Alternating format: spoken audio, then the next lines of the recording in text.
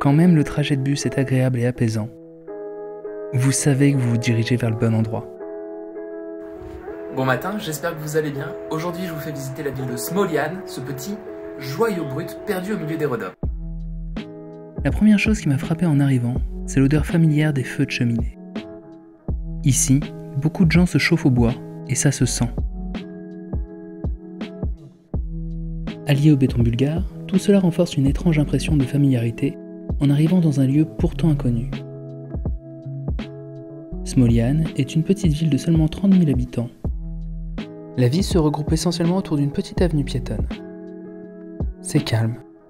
Il n'y a pas grand-chose à y faire. Mais de toute manière, ce qui vous attirera ici, ce sont ces paysages. Vous pourriez, si vous le voulez, prendre un taxi et partir directement à la conquête de ces sommets qui vous entourent. Certains sont accessibles en seulement 20 minutes de marche depuis un parking.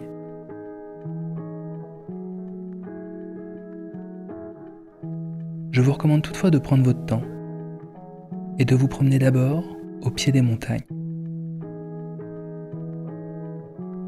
Commencez par exemple avec une petite randonnée dans le canyon des Cascades. Celle-ci se situe dans une vallée particulièrement verdoyante et assez humide et offre au travers de son trajet un spectacle naturel, parfois charmant,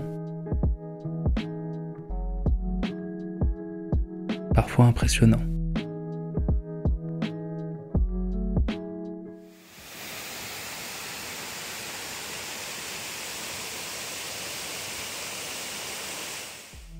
Ou bien, et je vous le recommande, essayez de rejoindre ces sommets en passant par les plus petites routes de montagne, à pied, par vos propres moyens. Les environs sont incroyables et ne cessent de dresser devant vous des scènes que l'on pourrait croire tirées d'un tableau ou d'un jeu vidéo.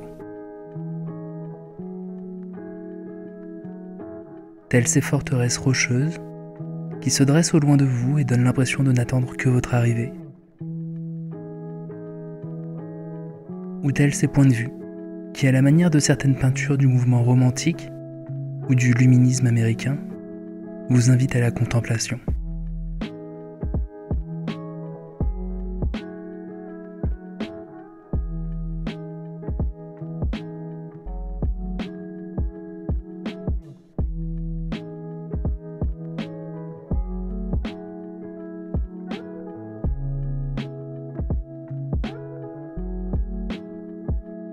Si vous décidez de vous éloigner des chemins afin de trouver votre propre trajectoire,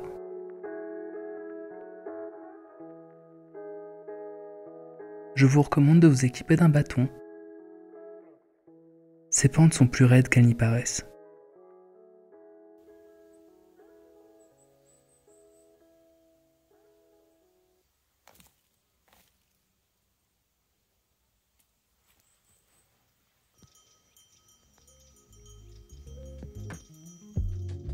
Et enfin, après tout ce temps passé à gravir et explorer la montagne, vous accéderez à votre but. Je trouve que cette profonde satisfaction que l'on ressent quand on atteint les sommets Ah oui. est d'autant plus renforcée quand on a pris le temps de vivre et d'expérimenter la grandeur des environs. On se rend mieux compte à quel point tout ça c'est grand.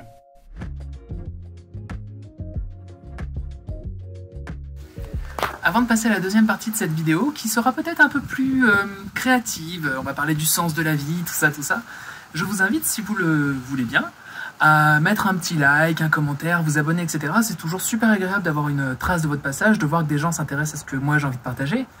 Et puis, qui sait, avec un peu de chance, ça va réveiller les algorithmes de l'internet, et ça va me permettre de devenir riche et célèbre et de faire plein d'autres vidéos comme celle-ci. Et j'en profite aussi pour vous préciser un petit truc. Dans la vidéo, vous avez pu voir que parfois j'ai un peu escaladé. Je suis sorti des sentiers battus, etc. Ne le faites pas si vous ne savez pas ce que vous faites.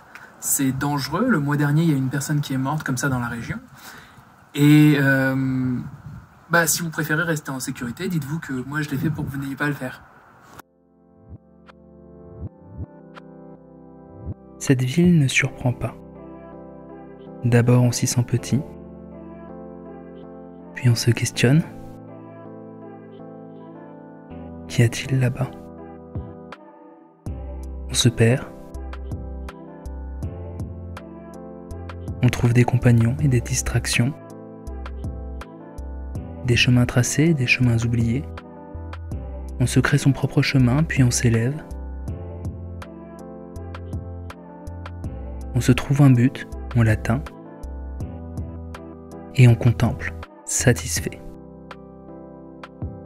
À mes yeux, c'est ce que Albert Camus exprimait. Quand on prend le temps de se confronter à l'abyssale absurdité de la vie, à quel point nous sommes petits, alors on retrouve en nous la capacité de l'homme à transcender cet état, à se doter de notre propre système de valeurs et à réellement définir nos aspirations.